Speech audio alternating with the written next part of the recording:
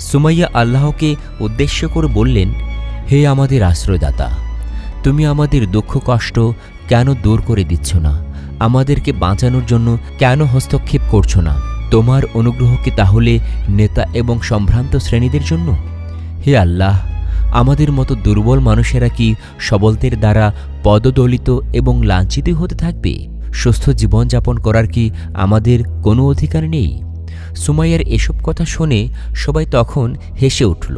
একজন বলল, হে সুমাইয়া, তুমি কি সেই ব্যক্তির গল্প শোনোনি যে নিজের হাতে উপাস্য তৈরি করেছিল, অতঃপর যখন তার ক্ষুধা লাগত তখন তার উপাস্যকে খেয়ে ফেলত? তখন অন্যান্যরা আশ্চর্য হয়ে বলল, সে কি আশ্চর্যের কথা! যখন ক্ষুধা লাগে তখন উপাস্যকে খাদ্যবস্তুতে পরিণত করা, এরূপ করার জন্য তাদের প্রতি কি উপাস্যের পক্ষ থেকে অভিশাপ অবতীর্ণ হয়নি? এরূপ উপাস্য ধ্বংস হোক। সুমাইয়া বললেন,